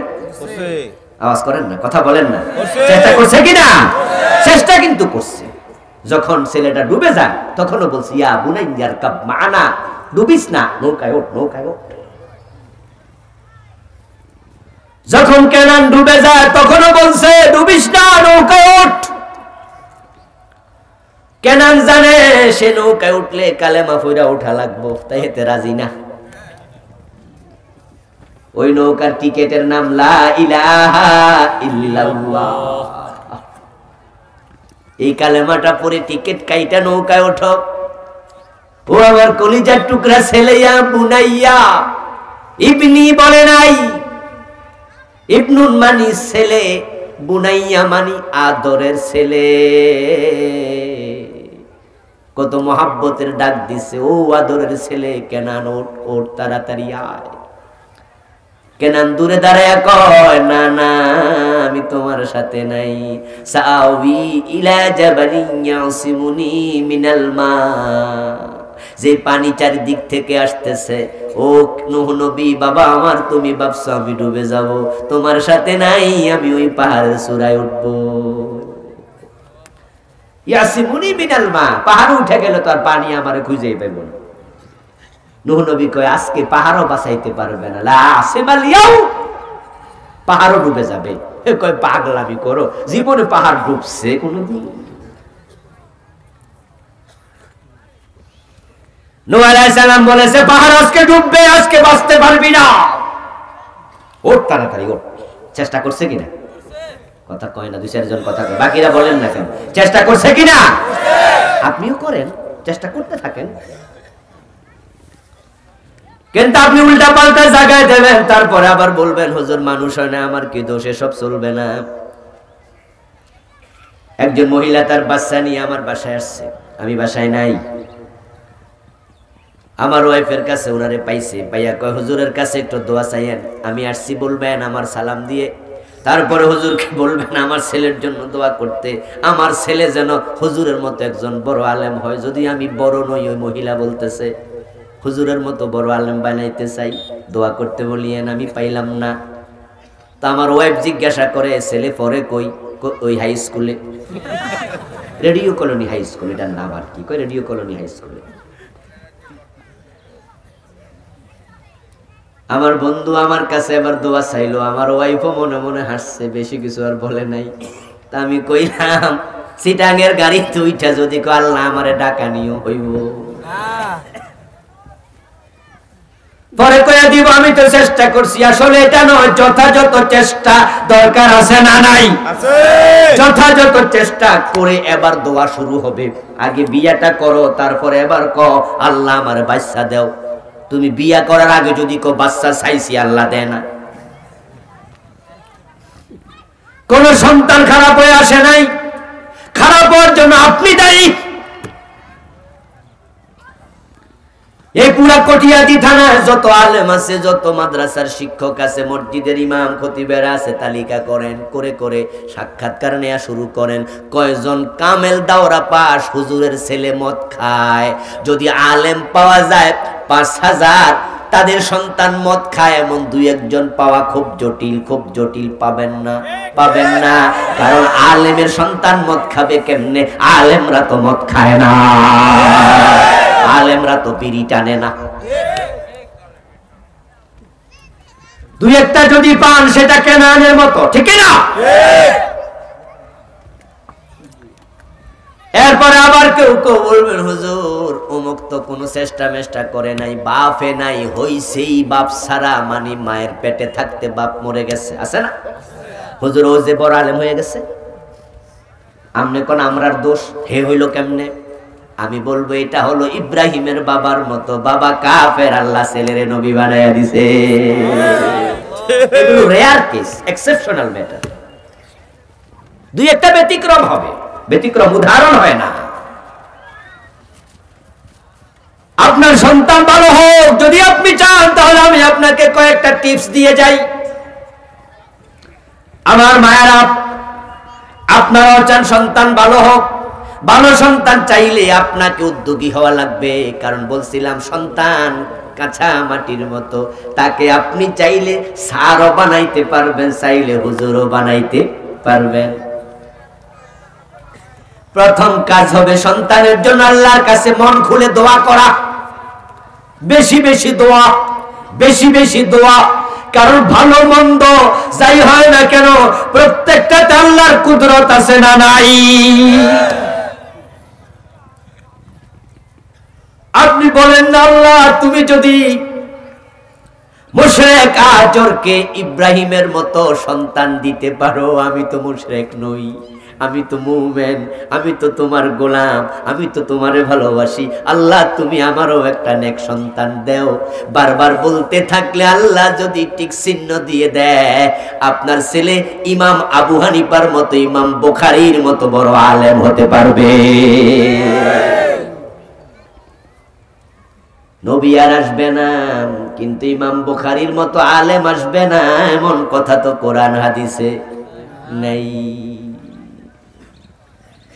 এজন্য আল্লাহ দোয়া শিখাইছে, বাবা দোয়া করো, রব্বানা হাব লানা মিন আজওয়াজিনা ওয়া যুররিয়াতিনা কুররাতা আয়ুন ওয়াজআলনা লিল মুত্তাকিনা ইমামা। সুবহানাল্লাহ। আল্লাহ তাআলার বক্তব্য, আপনি আল্লাহর কাছে বলবেন আল্লাহ এমন সন্তান দাও যেন চোখটা জুড়ায়া যায়। অনেকে আছেন সন্তানের ভালো করার চেষ্টায় অতিষ্ঠ, ভালো করতে চান, ভালো হচ্ছে না, পড়ে না, অমনোযোগী, দুষ্টামি করে। অনেকে দোয়া চায়, হুজুর ছেলেটা মোবাইলে এত বেশি গেম খেলে ফিরাইতে পারি না, স্কুলে পাঠাই মাদ্রাসা পাঠাই যাইতে চায় না। আমরা তখন বলি আল্লাহর কাছে বেশি বেশি দোয়া করতে থাকেন, বেশি বেশি দোয়া করতে থাকেন। আল্লাহ দোয়া কবুল করলে মানুষের অন্তর আল্লাহর দুই আঙ্গুলের মাঝখানে, চাইলে তিনি আবার ফিরিয়ে দিতে পারেন। মা বাবার দোয়া কবুল হয়, কবুল হয়। ইব্রাহিম দোয়া করছে না, রব্বি হাবলি মিনাস সালিহিন, আল্লাহ একটা নেক সন্তান দাও। আল্লাহ কয় ঠিক আছে যাও, ইসমাইল দিয়ে দিলাম। সুবহানাল্লাহ, সুবহানাল্লাহ। ইসমাইল পাইয়া গেছে দোয়া কইরা। হযরত জাকারিয়া আলাইহিস সালাম দোয়া করছে, আল্লাহ কয় যাও ইয়াহইয়া দিয়ে দিলাম। সুবহানাল্লাহ, সুবহানাল্লাহ। রব্বি হাবলি মিন লাদুনকা যুররিয়াতান তাইয়্যিবাতান ইন্নাকা সামিউদ দুআ। জাকারিয়া নবীকে আল্লাহ একটা উত্তম সন্তান দাও। আল্লাহ কয় সাথে সাথে দিয়া দিলাম। সুবহানাল্লাহ। অথচ উনি তখন একবারে বুড়া, ডেন্ডুরা বুড়া। হযরত জিবরিল আমিন এসে যখন জানালেন, ইন্নাল্লাহা ইউবাশশিরুকা বিগুলাম, ও জাকারিয়া, আল্লাহ আপনাকে একটা সন্তানের সুসংবাদ দিচ্ছে। সুবহানাল্লাহ। আপনি যে দোয়া করছেন না, হুয়া কাইমুন ইউসাল্লি ফিল মিহরাব, উনি মারিয়ামের রুমের মাঝে নামাজে দাঁড়ায় দোয়াটা করছিল। মারিয়ামের রুমে যখন অমৌসুমী ফল দেখলো, জিজ্ঞাসা করলো আন্না লাকা হাযা, এই ফল তুমি পাইলা কই? মারিয়াম কো হুয়া মিন ইনদিল্লাহ, আল্লাহ পাঠাইছে। জাকারিয়া নবী কয় কিরে, এই মৌসুমে ল্যাংরাম আসলো কোত্থেকে? কটিয়াদি বাজার। একবারে মনের ফর মন পাওয়া গেছে এখানে, চোষাম ল্যাংরাম। দোকানদারের কয় দোকানদার এগুলো পাইলা কই? দোকানদার কয় আল্লাহ পাঠাইছে। জাকারিয়া নবী কয় আল্লাহ যদি অমৌসুমে ফল দিতে পারে, বুড়ো বয়সে সন্তান দেয়ার ক্ষমতা আছে না নাই? আছে। তো রব্বি হাবলি মিন লাদুনকা এভাবে দিবা, রব্বি হাবলি মিন লাদুনকা যুররিয়াতান তাইয়্যিবা, ও আল্লাহ আমারও একটা নেক সন্তান দাও। আল্লাহ জিবরিলকে কয় তাড়াতাড়ি যা, কবুল হয়ে গেছে। সুবহানাল্লাহ, সুবহানাল্লাহ। শুধু সন্তানে দিলাম না, ইসমুহু ইয়াহইয়া, আমি আল্লাহ তার নামও রেখে দিলাম। সুবহানাল্লাহ। সাজ্জাদান ওয়া হাসুরা ওয়া নাবিয়্যাম মিনাস সালিহিন, সে উত্তম সন্তান চাইছে, উত্তম সন্তান দিলাম। শুধু উত্তম না, তারে আমি নবী বানায়া দিলাম। বাবা নবী, ছেলেও নবী, ইব্রাহিমও নবী, ইসমাঈলও নবী। আল্লাহু আকবার। এবার বলুন তো আল্লাহর ভান্ডারে কি অভাব আছে? সবাই বলতে হবে আল্লাহর ভান্ডারে অভাব আছে? চাইলে চাওয়ার মতো দেওয়ার ক্ষমতা আছে না নাই? ইবলিস চাইছিল, আল্লাহ ইবলিসেরও দিছে। আল্লাহ ইবলিসেরও ফিরায় না। ইবলিস কইছিল আল্লাহ কিয়ামত পর্যন্ত হায়াত দাও, আল্লাহ কি ফিরাইছে? না। আল্লাহ যদি ইবলিসের দিতে পারে, আপনারে পারবে না? পারবে। দোয়া করবেন, দোয়া দোয়া দোয়া। বদদোয়া দেবেন না সন্তানকে। আমরা অনেকে রাগ করে বদদোয়াটা দোয়া মাঝে মাঝে দিয়ে দেই, বিশেষ করে মা বোনেরা অনেকে, এই তোর উপর গজব পড়ুক, ও খোদার কারা। না রে মা, আমার সন্তানকে বদদোয়া দেবেন না। মায়ের মুখের বদদোয়া লেগে যায়, সাবধান। যদি রাগ বেশি হয়, একটু বেশি করে দোয়া করে দিন। কি দোয়া করবেন? আল্লাহ তোরে হেদায়েত করুক। কথা বুঝেন? রাগ বেশি হলে কি বলবেন? আল্লাহ তোরে হেদায়েত করুক। যা, কাবার একজন ইমাম আছে বড় কালো। ওই কালো ইমাম সাহেবের একটি সাক্ষাৎকার বললাম, বর্তমানেও আছে তিনি। সাক্ষাৎকারে তিনি বললেন আমার মায়ের বদদোয়ার কারণে আমি কাবার ইমাম হইছি। সাংবাদিক আশ্চর্য হইয়া জিজ্ঞাসা করে, বলে কি? উনি কয় হ্যাঁ, একদিন আমি ছোট্ট খেলাধুলার বয়সে মা আমারে ডাক দিছে, এদিকে এদিকে। আমি মারে বলছি এখন খেলতাম না, আমি খেলতে যাই। মা তখন কয় যা যা, কাবার ইমাম হইয়া যা। বুঝলেন? রাগ করে যা যা যা, আইবি না এখন, যা কাবা শরীফে মোমবাতি করগা যা। আমি অযোগ্য মানুষ, কালো মানুষ। আমার মা যে কইছিল যা যা কাবার ইমামতি করগা, আমার আল্লাহ কয় ঠিক চিহ্ন দিয়া দিলাম। ভালো সন্তান যদি চান, ভালো মা দেন। মা হলো সন্তানের জন্য ফ্যাক্টরির মতো। মায়ের পেটে সন্তান জন্ম নেয়, যে মায়ের পেট ভালো, যে মায়ের মন ভালো, যে মা পর্দা করে, যেমন ঝিনুকের ভিতরে মুক্তা তৈরি হয়ে যায়, ওই ঝিনুকটা শেওলার মতো ভাসে না, ওই ঝিনুকটা থাকে সমুদ্রের গভীরে। যে মা পর্দাওয়ালা হয়, তার পেট থেকে আল্লাহর ওলি জন্ম নেবে।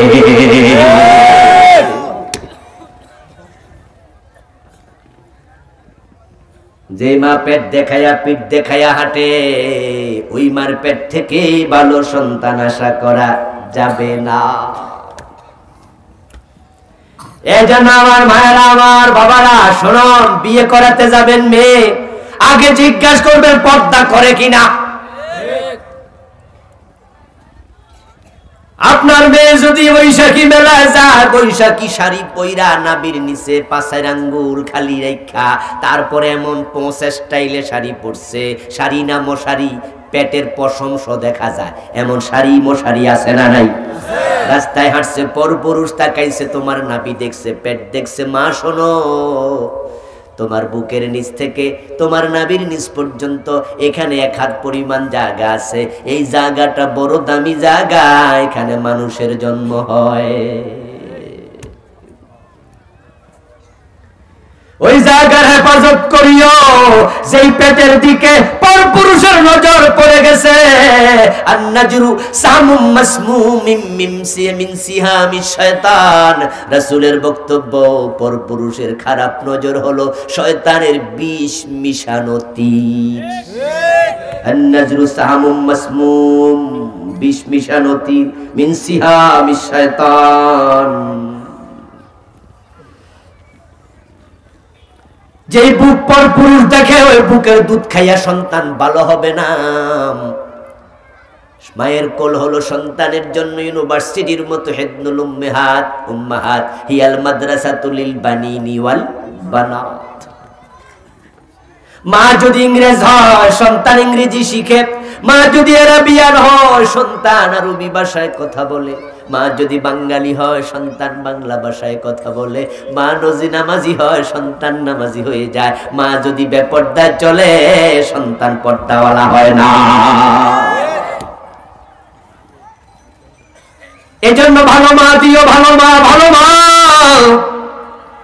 হযরত ওমর রাতের বেলায় ঘুরতে যাইয়া মা মেয়ের কথা শুনেছে, দুধে পানি দাও। গল্পটা মনে আছে না নাই? ওই মেয়েটাকে ছেলের বউ বানাইছে, কারণ তিনি শুনেছেন মা বলে দুধে পানি দাও, মেয়ে বলে ওমরে মানা করছে। মা বলে ওমর তো দেখবে না, মেয়ে বলে ওমরের আল্লাহ তো দেখে। ওমর গল্প শুনে বুঝেছে মেয়েটার কলবের মাঝে তাকওয়া আছে, এটাই দরকার, ছেলেরে বিয়ে করাইছে। কত বড় শিক্ষিত সেটা তালাশ করা দরকার নাই, এটা পরে পরে পরে। এমএ পাশের অভাব নাই, বিএ পাশের অভাব নাই, কিন্তু ভালো মার বড় অভাব। তাই মেয়েটা কোরআন পারে কিনা, পর্দা পরে কিনা, এই বিষয়গুলো খেয়াল রেখে ছেলেকে বিয়ে করাতে হবে। এখন ছেলের বাবার আজকে সিদ্ধান্ত নিল, আমরা পর্দাওয়ালা মেয়ে বিয়ে করাবো, কোরআনওয়ালা মেয়ে বিয়ে করাবো। কিন্তু মেয়ের বাবারা যদি মেয়েকে পর্দা না করায়, কোরআন না পড়ায়, ছেলের বাবারা ভালো মেয়ে পাবে কই? এজন্য মেয়ের বাবারাও উদ্যোগী হওয়া দরকার আছে না নাই?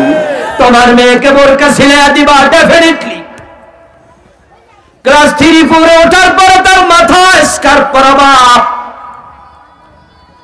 যখনই তার বুকের মাঝে সৌন্দর্য মেলে আসবে, বুঝবা বুকটা সৌন্দর্য আসছে, তাকে অবশ্যই বোরকা ছিলাইয়া দিবা। পরপুরুষের নজর তোমার মেয়ের বুকে পড়তে দিবা না। বোরকা পরায় মেয়েটা পাঠাও বাবা, পর্দা করাও, তোমার মেয়েকে কোরআন পড়াও, তুমি হাসান হোসাইনের মতো নাতি পাইবা।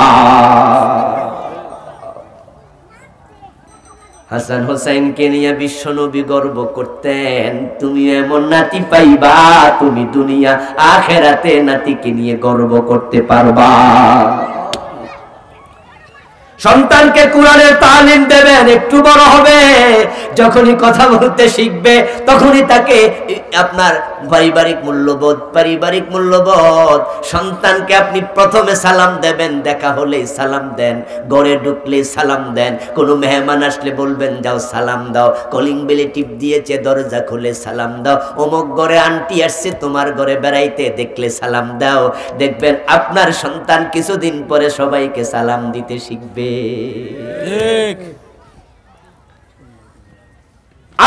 আপনি কুমারের মতো কাঁচামাটি আপনার হাতে কি করবেন আপনি ভাবেন। আপনার সন্তান আল্লাহর কাছে মামলা দেবে, দুশ্মনী করবে, এমন সন্তান দরকার নাই। মানুষ ঘরে এসে জিজ্ঞাসা করে কেমন আছো বাবু, আপনি শিখিয়ে দেন, বলো আলহামদুলিল্লাহ ভালো আছি। সন্তান যদি কারোর সাথে কখনো কোনো মিথ্যা বলে, সাথে সাথে বলে দেবেন বাবা মিথ্যা বলা যাবে না। সন্তানের সাথে কখনো মিথ্যা বায়না ধরবেন না, মিথ্যা ওয়াদা করবেন না। বাবু তুমি ঘুমায় যাও, ঘুমাইলে সকাল বেলায় তোমাকে 10 টাকা দেব। সকালবেলা ঘুম থেকে ওঠার পরে যদি 10টা টাকা না দেন, সন্তান বুঝবে বাবা মিথ্যা কথা বলে। সুতরাং সন্তানও মিথ্যা কথা শিখে যেতে।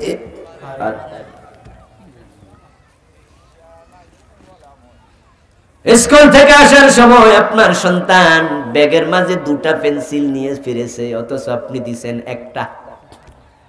মা জিজ্ঞেস করে কিরে বাজান একটা পেন্সিল নিছ, 2টা আসলো কোত্থেকে? ছোট মানুষ বলে টেবিলের উপরে পাইছি, স্কুল থেকে নিয়ে আসছি। আপনি সাথে সাথে বলে দেন বাবা পরের জিনিস আনতে নাই। পরের দিন স্কুলে রওনা দিছে, তার পেন্সিলটা তার হাতে দিয়ে দেন, তারপরে বলে দেন টেবিলের উপর রেখে এসো, এটা আর আনবা না কোনোদিন। এই সন্তান লাখ টাকা পরে থাকলো ধরবে না। মায়ের সেই অর্ডার, মায়ের উপদেশ তার কলিজার মাঝে পাথরে খোদাই করার মতো খোদাই হয়ে যাবে। যদি আপনি মুস্কি হাসি দিয়ে এখন ভালো হয়েছে পেন্সিল আনছত, মাশাআল্লাহ আমার পুতের বুদ্ধি আছে, এমন কিছু মা বাবা আছে না? বুদ্ধি আছে মাশাআল্লাহ। হ্যাঁ, স্কুল থেকে আসার সময় কাঁচামরিচ আনছে, কাঁচামরিচ মা খাইতে হয়েছে দুপুর বেলা। মেয়েটা তার স্কুলের ব্যাগ থেকে খুলে মারে দিছে। মা কাঁচামরিচ কসকসা কই পাইছস কই ফাতেমা? ফাতেমা কয় রাস্তার পাশে খেতে চুলালি আইছি। মা কয় মাশাআল্লাহ বুদ্ধি আছে। এই যে তুমি মাশাআল্লাহ বুদ্ধি আছে কইছো, পেন্সিল আনছে আজকে, কাঁচামরিচ আনছে আজকে, বড় হইলে পরের গরু চুরি করতে পারে। এই জন্য সন্তানের দোষ বেশি না মা বাবার দোষ বেশি? আরে বাবা বিড়ি খায়, ছেলেরে দিয়া বিড়িতে আগুন লাগায় আনে, এমন বাবা আছে না নাই? এ আব্দুল্লাহ করে ভূত ফুতে কয় কি বাবা? জোহরের নামাজ, জোহরের খাইয়া টাইয়া রান সাওয়ারের পরে শুইয়া শুইয়া ছেলেরা ডাইকা কয় পাকঘর থেকে একটা বিড়ি ধরাই আনতো। ছেলের সামনে বিড়ি টানে এমন বাপ আছে না? তো হে তোমার থেকে কি শিখবো? এটাই তো শিখবো, এটা স্বাভাবিক। সন্তান বড় অনুকরণ প্রিয় হয়। মনে রাখবেন সন্তানের কাছে তার বাবার চেয়ে বড় কোনো নায়ক নাই। বাবা হলো সন্তানের কাছে সবচেয়ে বড় হিরো। ডাক্তারের ছেলেরা বলে ডাক্তার হতে চাই, ছোটবেলায় অবুঝ অবস্থা জিজ্ঞেস করবেন। ইঞ্জিনিয়ারের ছেলেও বলবে আমার বাবার মতো হব। আমার সন্তানকে অনেকে জিজ্ঞাসা করে ছোটগুলো, বড়গুলো তো বুঝ হইছে, ছোটটিরে জিগা তুমি বড় হইলে কি হইবা? কাব্বার মতো হুজুর হম। বাবা হলো সন্তানের কাছে বড় মহানায়ক। এখন আপনি যদি বিড়ি টানেন, সন্তান তো এটা শিখবে। আপনি যে বাবা, আপনি বললেন বিড়িটা ধরাই আন, সন্তান বিড়ি ধরাইতে পাক ঘরে গেল, চুলার মাঝে আগুন লাগাইয়া ডানে বামে তাকায়া মনে মনে কয় আমার আব্বা যে এত চোখ বন্ধ কইরা টান মারে, আল্লাহ জানে কি মজা এটার ভিতরে আছে। এত ডানে বামে তাকায়া 2-1টা টান মারার সম্ভাবনা আছে না নাই? তোরে বিড়ি খাওয়া শিখাইলো কে? সাবধান, নাম রাখবেন ভালো দেখে, ভালো নাম, ভালো মূল্যবোধ, কোরআন হাদিসের চর্চা আপনাকে দিতে হবে। আমাদের পরিতাপ সরকার উদ্যোগ নেয় নাই। যদি সরকার উদ্যোগটা নিত, প্রাইমারি স্কুলে কোরআন ঢুকাইয়া দিত, তাহলে ঘরে ঘরে কোরআনের আলেম তৈরি হয়ে যেত। এটা আমাদের জন্য বড় পরিতাপ, বড় আফসোস। আমাদের সরকারে 50 বছরে এটাই বুঝলো না, আমরা বুঝাইতে পারলাম না। অথচ পৃথিবীর প্রায় মুসলিম কান্ট্রিতে কোরআন শিক্ষা বাধ্যতামূলক। কাবার সামনে বসে আছি, রমজান মাস, আসরের নামাজ পড়েছি, আসর থেকে মাগরিব পর্যন্ত কোনো কামকাজ নাই, নফল নামাজও নাই, কিচ্ছু নাই। তাই বসে বসে কাবার গিলাফের দিকে তাকাই আছি, কারণ কাবার দিকে তাকাইলেও সওয়াব আছে না নাই? তাকাইলেও সওয়াব। আমার ডান পাশে দেখি এক আল্লাহর বান্দা কোরআন তেলাওয়াত করছে। তার তেলাওয়াত, যে তেলাওয়াত আমিও পারি না। তাকে দেখি বেটা একবারে সপ্পান সপ্পা, খালি গাল, একটা দাড়িও নাই, পুরা শেপ করা, ক্লিন শেপ, কিন্তু তেলাওয়াতে আমি মুগ্ধ। আমি তাকে মুস্কি হাসি দিলাম, সে আমার দিকে তাকাইয়া তেলাওয়াত বন্ধ করে সালাম দিল। আমি ওয়ালাইকুম আসসালাম বললাম। জিজ্ঞাসা করলাম মিনাইনা আনতা, আইসেন কোত্থেকে? হওয়ার পরমেও কয় কি মিন ইজিপ্ট, ইজিপ্ট থেকে আসছি, মিশর থেকে। জিজ্ঞেস করলাম আনতা হাফিজুল কোরআন, আপনি কি কোরআনের হাফেজ? যেই তেলাওয়াত আপনি দিছেন, হাফেজ না হলে এটা পারার কথা না। সে হাসি দিয়ে কয় আলহামদুলিল্লাহ আমি হাফেজ। কিরে দাঁড়ি নাই মুছ নাই, কয় কিরে হাফেজ? জিজ্ঞাসা করলাম মারফাতু, কি করেন, পেশা কি? আনা মুহান্দিস, আমি একজন ইঞ্জিনিয়ার। আরো আশ্চর্য হলাম, ইঞ্জিনিয়ার কোরআনের হাফেজ? কই কিরে, আমাদের দেশে কত ইঞ্জিনিয়ার দেখে দেখে কোরআন তেলাওয়াতটাই করতে পারে না। আমার বন্ধু এরকম কত দেশ পৃথিবীর আছে যেখানে কলেজে হাই স্কুলে কোরআনের চর্চা হচ্ছে। সরকার কত সাবজেক্ট ঢুকাইছে। আমাদের সময় সাবজেক্ট ছিল 10টা 11টা, এখন ইন্টারমিডিয়েট লেভেলে 14-15টা, এসএসসি লেভেলও। বাংলা হয়ে গেছে 200, ইংরেজি হয়ে গেছে 200 নাম্বার। আমাদের সময় কত ছিল? কথা কোন 100। আমাদের সময় 100 ইংরেজি, 100 বাংলা, এখন 200। এখন কম্পিউটার সায়েন্স ঢুকে গেছে ইন্টারমিডিয়েট লেভেলে, ক্লাস 9-10ও আছে, তখন আমাদের সময় ছিল না। এখন শারীরিক শিক্ষা ঢুকছে, আরো কত ঢুকছে, এগুলোর খুব গুরুত্ব, কিন্তু কোরআনের কোনো গুরুত্বই নাই। অথচ এটাই ছিল সবচেয়ে বেশি গুরুত্বপূর্ণ। ইংরেজি শিখা দরকার নাই, না শিখলে আল্লাহ ধরবো না। শিখা হলো মোবা, লাভ আছে, না শিখলে কোনো লস নাই। অঙ্ক না মনে আছে,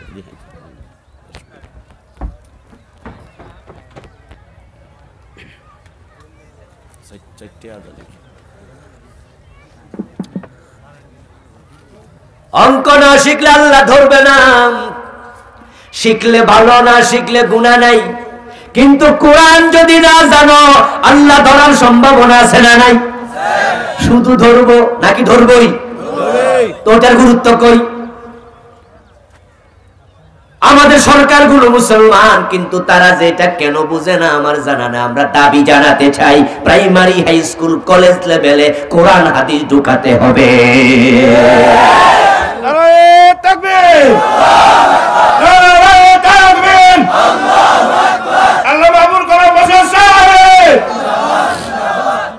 আমার বন্ধু, প্রাইমারিতে যদি কোরআন ঢুকা দেয়া যেত, ক্লাস 1 আলিফ বা তা সা কায়দা শেষ, ক্লাস 2 তে কোরআন শরীফ পড়া শুরু, ক্লাস 3 তে কোরআন রিডিং পড়া শেষ, ক্লাস 4-5 থেকে আলাম তারা 10টা সূরার অর্থ শেষ, ক্লাস 6 থেকে সূরা বাকারা শুরু করে দাও, 30 পারা পড়ায়া দাও। এভাবে যদি সামনে আগাও, তোমার ছেলে মেডিকেলে ডাক্তার হয়ে সাথে সাথে কোরআনের আলেম হয়ে যেত, ইঞ্জিনিয়ার হতো, আলেম হতো, প্রফেসর হতো, কোরআনের আলেম হতো।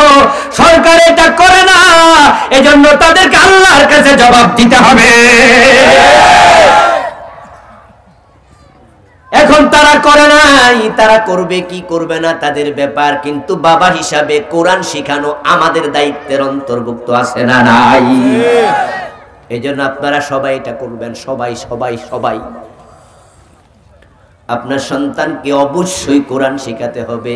কোরআন এমন এক কিতাব, যেটা হাতে তুলে দেন, হাতে তুলে দেন, যেই হাতে কোরআন ওঠে ওই হাতে কোনোদিন মদের বোতল উঠবে না।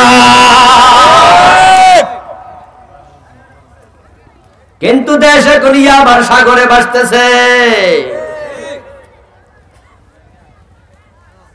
কোরআন ওয়ালা না হলে উপায় নাই। দিহানের মা দেখলাম আপনার ফেসবুকে স্ট্যাটাস দিছে, ওই দর্শক দিহান, তার মা কয় আমার ছোট্ট ছেলে এত আকাম করলো কেমনে? আমি তো নিজেও বুঝি না। করবে না কেন? যে হাতে কোরআন তুলে দাও না, ওই হাতে মদের বোতল এবং পিস্তল ওঠার সম্ভাবনাও আছে না নাই? এজন্য মা বাবা তুমি এক নাম্বার দায়ী। এজন্য আসুন আমরা কোরআনের আলোকে সন্তানগুলোকে মানুষ করতে চাই, কোরআন হাদিস অনুসরণ করে নিজের সমাজ পরিবার সাজাতে চাই, দেশটাকে সাজাতে চাই। আপনারা আমরা যদি একমত হওয়া শুরু করে দেই, কোরআনের বিধান ঠেকানোর ক্ষমতা কোনো জালেমের হবে না। আল্লাহ তাআলার আলোকে সমাজ গঠন করার তৌফিক দিন, বলুন আমিন। সম্মানীয় ভাইয়েরা, আজকের এই মাহফিলটা হয়েছে গাগোয়ের উত্তরপাড়া নতুন জামে মসজিদের উদ্যোগে। ছোট্ট একটি মসজিদ, আমিও সেখানে আজকে জোহর পড়েছি। ওনারা একটু বড় পরিসরে করতে চায়। ভালো কাজে সাহায্য করলে কমে না, সাদাকায়ে জারিয়া। আপনারা বলুন তো, মসজিদে একটু সহযোগিতা করা দরকার আছে না? করবেন তো ইনশাআল্লাহ? আপনারা পকেটে হাত দিবেন বিসমিল্লাহ বলে, যার যা তৌফিক 10, 20